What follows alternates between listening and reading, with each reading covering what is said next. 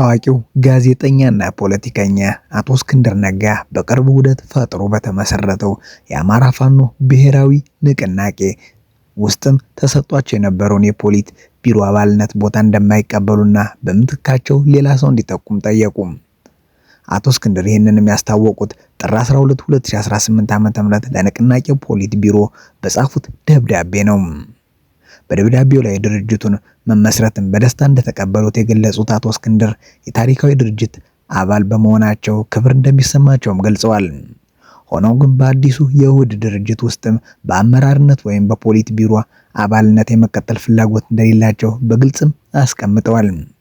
አዲሱ ውህድም ድርጅታችን ውስጥም የፖሊት ቢሮ አባል ሁኜ መስራት እንደማልችልም ታውቆ በተመደብኩበት ቦታ ሌላ ሰው እንዲተካ አሳስባለሁ ሲሉም ጥያቄያቸውን አቅርበዋል። ከአመራርነት ለመልቀቅ ቢወስኑም ከትግሉ እንደማይለዩ አቶ እስክንድር አረጋግጠዋል።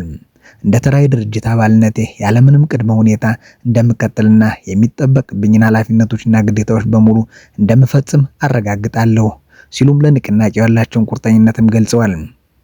በመጨረሻም አዲሱ አመራር የተጣለበትን ታሪካዊ ኃላፊነት በስኬት እንዲወጣም ልባዊ ምኞቱን አስተላልፈዋል።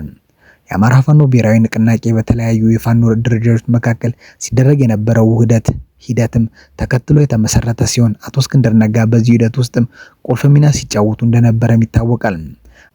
አሁን ከአመራርነት ለመገለል የወሰኑበትን ዝርዝር ምክንያት በደብዳቤው ላይ አልጠቀሱም። ወደ ቀጣይ መረጃ ስናልፍም ኢትዮጵያ ከፓኪስታን ጄፍ-17 የተሰኘ የጦር ጀትም ለመግዛት ንግግር መጀመሯም ተሰማ። ባለፈው ዓመት የፓኪስታን አየር ኃይል የህንድ ተዋጊ የጦር ጀቶችን መጥቶ ከጣለ በኋላ የፓኪስታን መከላከያ ኢንዱስትሪም የብዙዎች አይን ውስጥም ለመግባት ችሏል። ሮይተርስ እንደዘገበውም ይህ ደግሞ ለፓኪስታን ትልቅ የገበያ ዕድል የፈጠረ ለመሆንም በቅቷል ብለዋል። እንደዘገባው 13 ሀገራት የፓኪስታን ምርት የሆነውን ጄፍ-17 የተሰኘውን የጦር ጀት ለመግዛት የሚያስችል ንግግር እያደረጉ ነው። ንግግር እያደረጉ ካሉት ውስጥም ኢትዮጵያ፣ ሱዳን፣ ሳውዲ አረቢያ፣ ኢንዶኔዥያ፣ ሞሮኮና ናይጄሪያ እንደሚገኙበትም የጠቀሰው ዘገባው ከግማሾቹ ጋርም የሽያጭ ስምምነት ላይ መድረሱንም አስረድቷል። እንደ ዘገባው የፓኪስታን ጦር ኃይልና መከላከያ ሚኒስትሮች እያደረጓቸው ስላሉት ንግግሮች ዝርዝር ማብራሪያ ለመስጠት ፈቃደኛ ባይሆኑም ወታደራዊ ምርታቸውንም ለተለያዩ አገራት የመላክ ፍላጎት እንዳላቸው ግን ማረጋገጫ ሰጠዋል። የዘርፉ ተንታኞች እንደሚሉት በዩክሬን ጦርነትና በመካከለኛው ምስራቅ ባለው ግጭት የተነሳ በዓለም ላይ የጦር መሳሪያ እጥረት በመፈጠር አገራት አዳዲስ የምርት አቅርቦት ሰንሰለቶችን እየፈለጉ ይገኛሉ። በዚህም ውስጥ ደግሞ ባለፈው ዓመት ከህንድ ጋር በነበረው ጦርነት በከፍተኛ ሁኔታ ብቃቱን ያሳየው ጄፍ-17 የበርካቶች ትኩረትም ስቧል። የፓኪስታን መከላከያ ኢንዱስትሪ ኃላፊውም ሲናገሩ በዓለም ደረጃ ባለው የአቅርቦት እጥረትና ጫና የተነሳ ንግግሮች እያደረግን ነው ያሉ ቢሆንም ንግግሮች ጥብቅ ሚስጥር በማለትም ይፋ ከማድረግም ተቆጥበዋል። ኃላፊው እንዳሉትም የፓኪስታን ጀቶች በአሜሪካ፣ በአውሮፓ ከሚመረቱ ጋር ያላቸው ከፍተኛ ዋጋ ልዩነት ተመራጭ ያደረጋቸው ነው። ጄፍ-17 በአሁኑ ወቅትም ከ30 እስከ 40 ሚሊዮን ዶላር እንደሚወጣ የጠቀሱት ኃላፊውም የምዕራባውያን ጀቶች ዋጋ ግን ከዚህ በ3 እጥፍ እንደሚበልጥም አስታውቀዋል። ወደ ቀጣይ መረጃ ስናልፍም ትራምፕ ግብጽ በቂ ውሃ እንድታገኝ ያደረገውን የህዳሴ ግድብ ጉዳይ መፍታት አለብኝም አሉ። ከቀናት በፊት በአባይ ናይል ጉዳይ ላይ ኢትዮጵያና ግብጽ ለማደራደር ጥያቄ ያቀረቡት የአሜሪካው ፕሬዝዳንት ዶናልድ ትራምፕ ኢትዮጵያ የናይል ወንዝ ፍሰትንም የሚያስቆም ግድብ ሰርታለች ያሉ። በዚህ ምክንያት ግብጽም ከናይል ወንዝ በቂ ውሃ እንደማታገኝ የተናገሩት ፕሬዝዳንቱ ይህንን ጉዳይ መፍታት ይኖርብኛል ሲሉም ተደምጠዋል። ትራምፕ ይህንን የተናገሩት በድጋሜ ወደ ስልጣን የመጡበትን 1ኛ ዓመት በማስመልከት ጥር 12 2018 ዓ.ም ለጋዜጠኞች በሰጡት መግለጫ ላይ ነው። ባለፈው 1 ዓመት ውስጥ ማስተዳደራቸው አሳክቷል ያላቸውን ጉዳዮች ዘለግ ያለ ጊዜ ወስዶ ያብራሩት ፕሬዝዳንቱ በተደጋጋሚ የሚናገሩትን 8 ጦርነቶችን አስቆሚያለሁ የሚል መከራከሪያ በዚህ መግለጫ ላይ አንስተዋል። ትራምፕ እንዳስቆሙ ከገለጿቸው ጦርነቶች ውስጥም በእስራኤልና ኢራን፣ የኮሶቮና ሰርቢያ፣ የኮንጎና ሩዋንዳ፣ የፓኪስታንና የህንድ እንዲሁም የአርሜኒያና የአዘርባይጃን መካከል የተካሄደ ግጭቶችን የሚገኙባቸዋል። በኢትዮጵያና ግብጽ መካከል ሊነሳ የነበረ ያሉትንም ጦርነት በዚሁ ዝርዝር ውስጥም ተካቷል። እነዚህ ጦርነቶችን ለመቋጨትም የማይቻሉ በማለትም የገለጹት ፕሬዝዳንቱ ለእያንዳንዱ ጦርነት የኖቤል ሽልማት ማግኘት ነበረበት ሲሉም ተደምጠዋል። ፕሬዝዳንቱ ከሚዘረዝሯቸው ከእነዚህ ግጭቶች ውስጥም አብዛኞቹ ለቀናት ብቻ የቆዩ ግጭቶች ሲሆኑ በኢትዮጵያና ግብጽ መካከል ደግሞ አንድም ወታደራዊ እንቅስቃሴ አልተደረገም። ትራምፕ ግን በማክሰኞ ንግግራቸው ግብጽና ኢትዮጵያ በግድቡ ምክንያትም ሊዋጉ ነበረ፣ እኔ ግን አስቆምኳቸውም ብለዋል። ኢትዮጵያ ውስጥ ናይል ከሚባለው ትንሽ ወንዝም የሚመጣውን ፍሰትም የሚያስቆም ግድብ ሰርተዋል ያሉት ፕሬዝዳንቱ አሁን ቢሆንም ይህን ጉዳይ መፍታት እንዳለባቸው ተናግረዋል። ሁልጊዜም ናይል ግብጽ ውስጥ እንዳለ ነበር የማስበው፣ ውቡ ናይል ከፒራሚዶቹ ጋር፣ እነርሱ ግን ግድብ ገነቡ ብለዋል።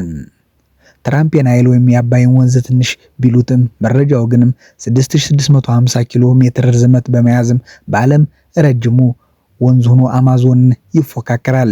የተባበሩት መንግስታት እንደሚለውም ወንዙ 11 የተፋሰሱ ሀገራትንም በማካለል በቀጠናው መረጋጋትና በውሃ ደህንነት ላይ ከፍተኛ ጠቀሜታ ያለው ወንዝ ነው። ፕሬዝዳንት ትራምፕ አሜሪካ ለግድቡ ግንባታ የዋለውን ገንዘብ ሰጣለች የሚለውን ንግግራቸውን በድጋሚ በዚህ መግለጫቸው ላይም አነስተዋል። ለግድቡ ክፍያ የፈጸመውን ማን እንደሆነ ታውቃላችሁ? ዩናይትድ ስቴትስ ኦፍ አሜሪካ ነች፣ በዓለም ላይ ትልቁ ግድብ ይመስለኛል ሲሉም ለጋዜጠኞቹ ተናግረዋል። ከአሜሪካ ተሰጥቷታል ያሉትን ገንዘብ በተመለከተ እኔ እንዴት ይህን እንዲሆን ፈቀዳችሁ? ለምን እንዲህ አደረግን አልኩ። እኛ ነን የገንዘብ ድጋፍ ያደረግነው ሲሉም አክለዋል። የግድቡን መገንባትም ምንኛ አስከፊ ነገር ነው በማለትም የገለጹት ፕሬዝዳንቱ በዚህም ምክንያት ግብጽ በቂ ውሃ እያገኘች እንዳልሆነም ሲናገሩ ተደምጠዋል። ግብጽ አባይ ውስጥም በቂ ውሃ የላትም። ውሃውንም ለብዙዎች ነገሮች ይጠቀሙበታል፣ ለመዝናኛ፣ ለጉዞ፣ ለቱሪዝም እና ለሌሎች ነገሮችም ብለዋል። ትልቅ ግድብ አላቸው።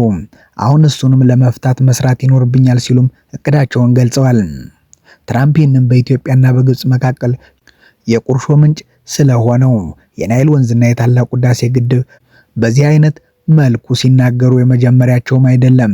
ለሁለተኛ ጊዜ ወደ ስልጣን ከመጡ በኋላ በተለያዩ ጊዜያት አሜሪካ ለግድቡ ግንባታ የዋለውን ገንዘብ እንደሰጠችና በሁለቱ ሀገራት መካከል የተካሄደን ጦርነት እንዳስቆሙ በተደጋጋሚ ተናግረዋል። ትራምፕ ስለሚነሳው የአሜሪካ ገንዘብ ድጋፍም ባለፈው ዓመት መጨረሻ ላይ ከቢቢሲ ጥያቄ የቀረበላቸው የውሃና ኢነርጂ ሚኒስትር ዶክተር ሀብታሙ ኢተፋ ይህ የህዳሴ ግድብ በኢትዮጵያ ህዝብና መንግስት ገንዘብ ነው የተገነባው የሚልም ምላሽ ሰጠው ነበር።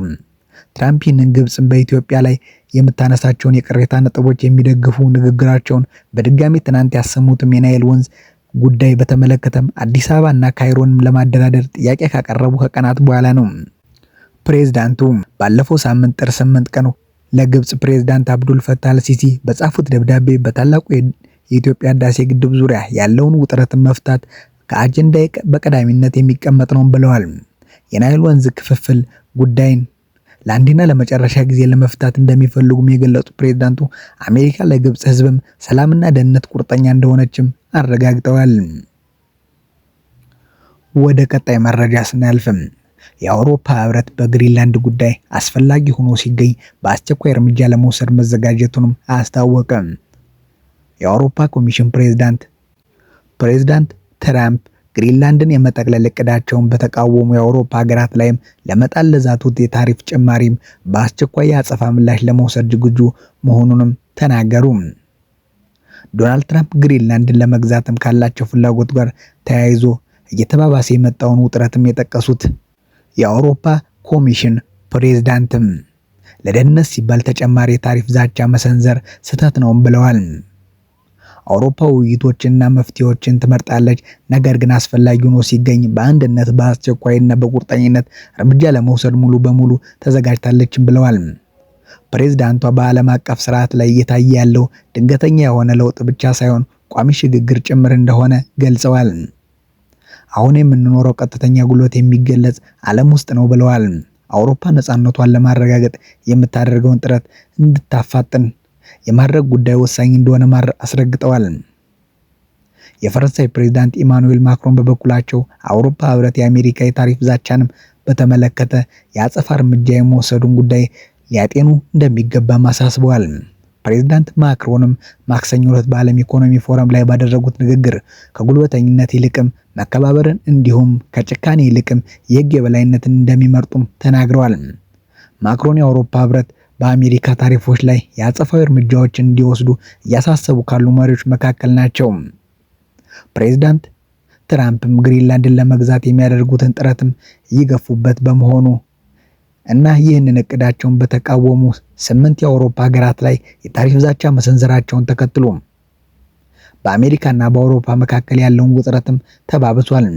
የአውሮፓ መሪዎች የአሜሪካ ፕሬዝዳንት ለሰነዘሩት የታሪፍ ዛቻም ስለሚሰጡት ምላሽም ለመወያየት ሐሙስ እንደሚገናኙ የአውሮፓ ኮሚሽን ፕሬዝዳንቷ ገልጸዋል።